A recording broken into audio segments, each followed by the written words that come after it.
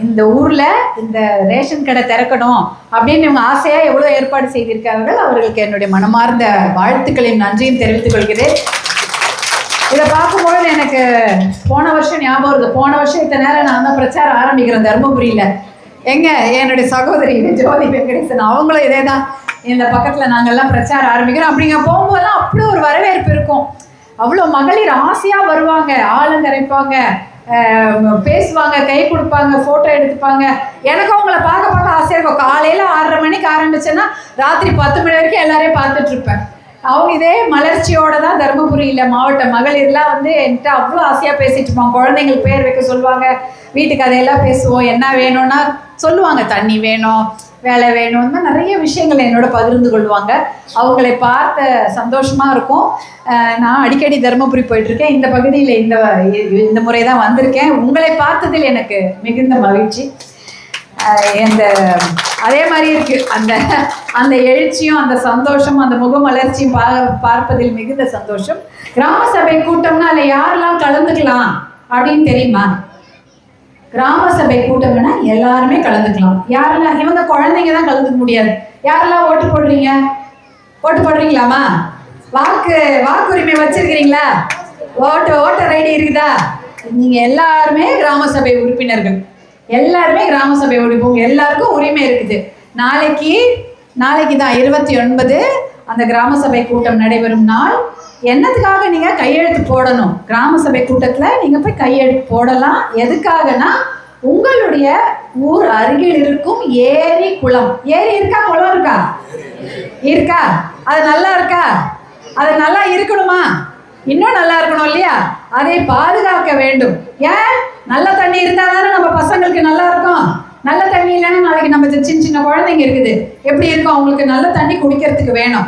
எல்லாரும் பாட்டில்ல காசு போட்டு வாங்க முடியுமா? நல்ல தண்ணியும் ஊர்ல இருந்ததுன்னா நம்ம குழந்தைங்க உடல் நலம் நல்லா இருக்கும்.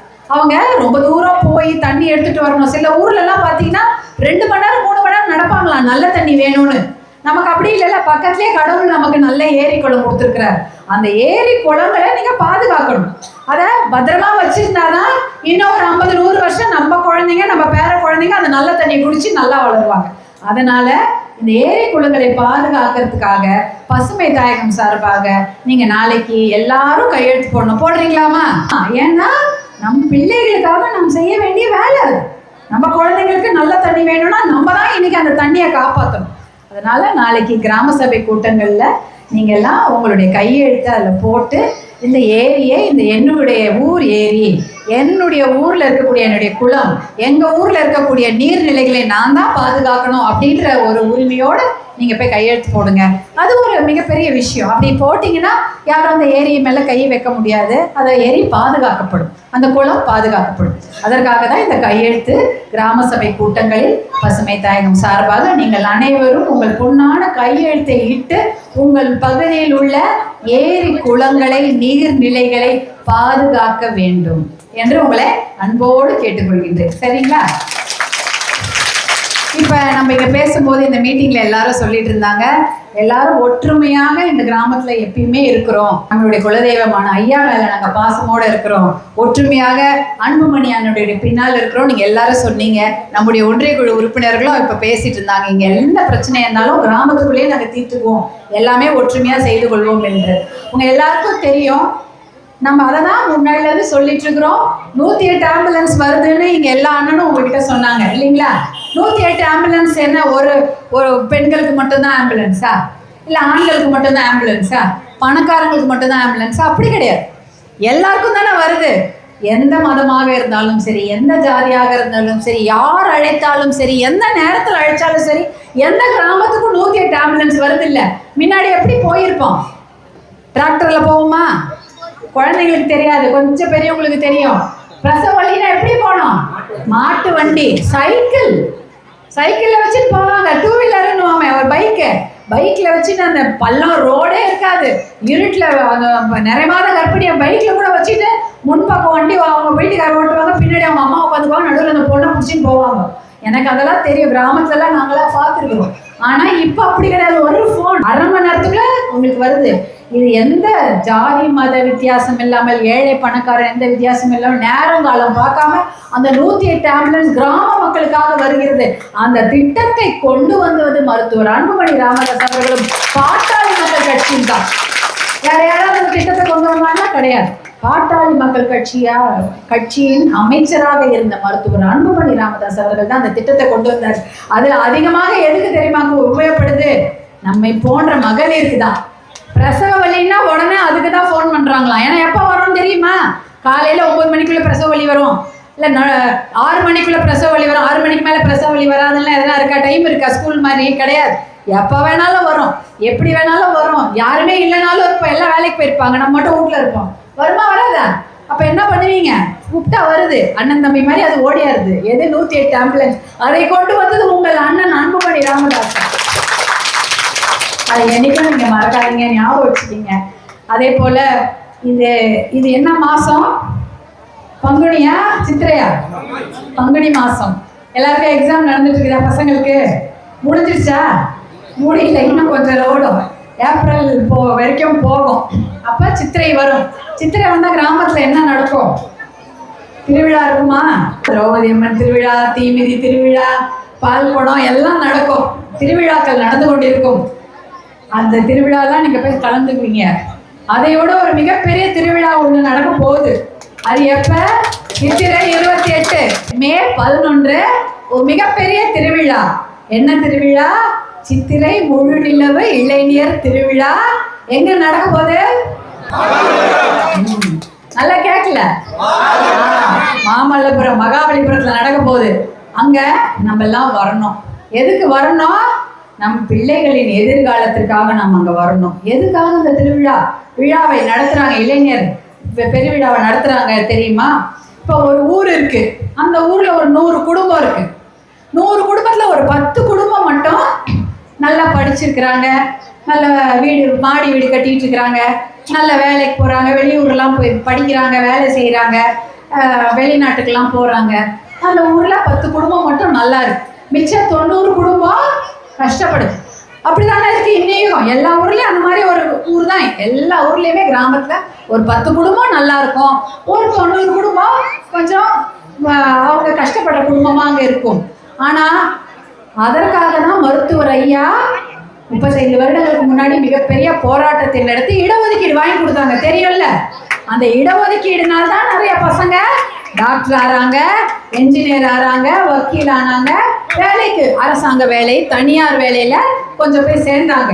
ஆனாலும் இந்த சமூகம் இன்னும் பின்தங்கிய நிலைமையில இருக்குது. எல்லா ஊர்லயும் 100 குடும்பமும் நல்லா ஆயிடுச்சாமா? இல்ல இல்லையா?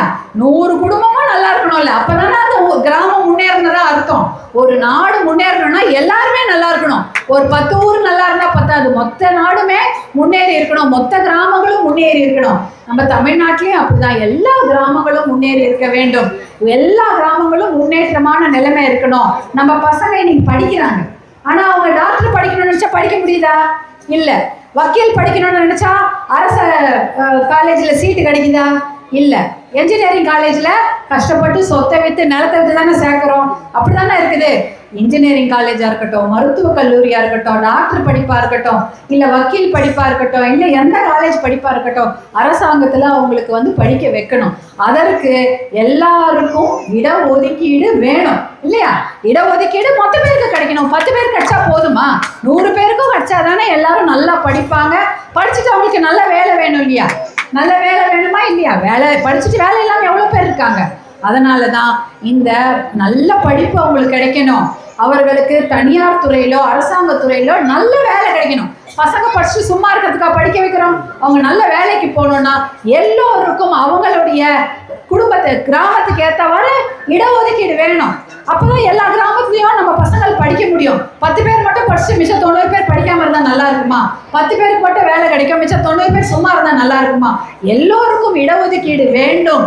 அதுவும் குறிப்பாக ஒடுக்கப்பட்ட மக்களுக்கு, பின்தங்கிய மக்களுக்கு, குறிப்பாக ஒடுக்கப்பட்ட பின்தங்கிய மக்களுக்கு, பின்தங்கிய கிராம மக்களுக்கு இடஒதுக்கீடு வேணுன்றதுக்காக தான் இந்த இளைஞர் பெருவிழா, சித்திரை முழு நிலவு இளைஞர் பெருவிழா மாமல்லபுரத்துல நடக்க போகுது. அப்ப நீங்க எல்லாம் வரணும். கூட்டமா இருக்கும். கூட்டமா இருக்குமா இருக்காதா? லட்சக்கணக்கான பேர் வருவாங்க. ஐயோ கூட்டத்துல எப்படா வர்றது, எங்கடா உட்கார்றது, வண்டியில ஏன் வரணும் அப்படிலாம் நினைக்காதீங்க. கண்டிப்பா வாங்க. நீங்களாவது இங்க 2 மணி நேரத்துல இருக்கிறீங்க. மகாபலிபுரம், சேலம், தர்மபுரி போன்ற ஊர்லாம் 5 மணி நேரம் 6 மணி நேரம் வண்டியில வந்தாதான் மகாபலிபுரத்துக்கே வர முடியும். அங்கதான் அப்படி திரும்ப குச்சின்னு இருக்கிறாங்க. எப்ப மே 11 வரும் காலையில வண்டியில ஏறி உக்காந்து அங்க நம்ம வந்து ஐயா பேசுறத போய் கேட்கணும், ஐயாவை பார்க்கணும், மருத்துவர் அன்புமணி அவர்கள் பேசுவதை கேட்க வேண்டும், நிறைய விஷயம் தெரிஞ்சுக்கணும் அப்படின்னு காத்துட்டு இருக்காங்க. அனைவரும் நீங்க எல்லாம் வரணும். வருவீங்களா? வருங்க, எல்லாம் வாங்க. ஏன்னா நம் பிள்ளைகளின் வருங்காலத்திற்காக, நம்ம குழந்தைங்களுக்கு நாளைக்கு படிப்பு வேணும், நம் பிள்ளைகளுக்கு நாளைக்கு எதிர்காலத்திற்கு அவங்களுக்கு வேலை வேணும்னா நம்மளாம் வரணும். நம்முடைய ஒற்றுமையை அங்கே நாம் காட்ட வேண்டும். நம்முடைய பலத்தை அங்கே நம்ம காமிச்சாதான் நம்ம குரல் எல்லாருக்கும் கேட்கும். கேட்குமா கேட்காதா? நம்ம எல்லாம் ஒன்னா இருந்து பேசினாதானே அங்கே எல்லாருக்கும் ஆட்சி செய்யறவங்களுக்கு கேட்கும். அப்பதானே அவங்க வேலை கொடுப்பாங்க, படிப்பு கொடுப்பாங்க. இல்லைன்னா ஏதோ அவங்க யாரோ பேசிட்டு போறாங்கப்பா, இந்த பக்கம் யாரோ பேசுறாங்க, அந்த பக்கம் யாரோ பேசுறாங்க, மக்கள் எங்க கேட்கறாங்கன்னு நினைச்சுப்பாங்க. இல்ல, நீங்க எல்லாம் ஒற்றுமையாக அங்க நாம் அந்த சித்திரை முழுநிலவு மாநாட்டில் கூடினால்தான் நம்முடைய பலத்தையும் நம்முடைய ஒற்றுமையும் நாம் அந்த சித்திரை முழுநிலவு பெருநாள் நிரூபித்தால்தான் நமக்கு இடஒதுக்கீடு கிடைக்கும். மது இருக்குது, கஞ்சா இருக்குது, அதை ஒழிக்கணுமா வேணாமா? டாஸ்மாக் வேணுமா? மூடணுமா? அப்ப என்ன பண்ணணும்? இந்த ஒற்றுமையை மாநாட்டில் மட்டுமல்ல தேர்தலையும் நீங்க காட்டணும். காட்டணுமா இல்லையா? தேர்தலிலும் அந்த ஒற்றுமையை காமிச்சாதான் இந்த டாஸ்மாக் கடையை மூட முடியும். இல்லைன்னா மது மட்டும் இல்ல, கஞ்சா எல்லா ஊர்லயும் தங்கு தடை இல்லாம கிடைக்குதுன்னு சொல்றாங்க. நம்ம சின்ன பசங்களாம் ஸ்கூல் வெளியில விக்குதான், காலேஜ் வெளியில விக்குதான், போய் காசு கொடுத்தா வாங்கி சாப்பிடலாமா? அப்படிப்பட்ட அந்த கஞ்சாவை எல்லாம் ஒழிக்கணும்னா நம்ம ஒற்றுமையாக நம்முடைய பலத்தையும் நம்முடைய ஒற்றுமையும் 2026 தேர்தலிலும் காட்ட வேண்டும். இந்த ஒற்றுமை மாநாட்டிற்கு மட்டுமல்ல தேர்தலிலும் காட்ட வேண்டும் என்று கூறிக்கொள்கிறேன். அப்ப ஞாபகம் வச்சுக்கீங்க. அப்படி இருந்தாதான் 108 ஆம்புலன்ஸ் உங்களை எப்படி தேடி வந்ததோ அதே போல உங்களை தேடி படிப்பும் வரும், வேலையும் வரும், இந்த கஞ்சாவும் மதுவும் ஒழியும் என்று கூறிக்கொண்டு இவ்வளவு நேரம் என்னோட பொறுமையா கேட்டீங்க. நான் சொன்னதெல்லாம் புரிஞ்சுதா? சரி, மாநாட்டில் உங்களை எல்லாம் பார்க்கலாமா? நம்முடைய குரலை ஓங்கி ஒழித்தால்தான் நம் குழந்தைகளின் எதிர்காலம் நன்றாக இருக்கும் என்று கூறிக்கொண்டு இந்த விழா, இந்த ரேஷன் கடை நியாய விலை கடை திறப்பு விழா, இது மருத்துவர் அன்புமணி ராமதாஸ் அவர்கள் நிதியிலிருந்து கட்டப்பட்டது. இது வந்து பெண்களுக்காகவே கொண்டு வரப்பட்ட ஒரு சிறப்பு திட்டம். எங்கேயுமே நீங்க போய் வெயில்ல நிக்க கூடாது என்பதற்காக கொண்டு வரப்பட்ட இந்த சிறப்பு திட்டம். இதை நீங்க அனைவரும் பயன்பெற வேண்டும். அதே போல மாநாட்டுக்கு வந்து நம் பிள்ளைகளின் எதிர்காலத்திற்காக ஒற்றுமையை நிரூபிக்க வேண்டும். 2026 நம்முடைய ஒற்றுமையும் பலத்தையும் தேர்தலிலும் நீங்கள் காட்ட வேண்டும் என்று கூறிக்கொண்டு, அப்பொழுதுதான் நம்முடைய பிள்ளைகளின் வருங்காலம் ஒளிமயமாக இருக்கும். படிப்பை உறுதி செய்ய முடியும், நல்ல வேலை வாய்ப்பை உறுதி செய்யணும், அதே போல மது கடைகளையும் கஞ்சாவையும் ஒழிக்க வேண்டும் என்று கூறிக்கொண்டு, இந்த உங்களை எல்லாம் பார்ப்பதில் எனக்கு அவ்வளோ சந்தோஷம். நான் தான் கொடுத்து வச்சவன் இந்த கிராமத்துக்கு வந்தது. பெரும்பூண்டி கிராமத்திற்கு எனக்கு தான் மிகப்பெரிய சந்தோஷம் என்று கூறிக்கொண்டு உங்களை பார்த்ததில் மிகுந்த மகிழ்ச்சி. நன்றி, வணக்கம்மா. சரியா? வராங்க, பார்க்கலாமா? என்னைக்கு? மே 11 மகாபலிபுரம். ஓகே, சரிம்மா, நன்றிம்மா.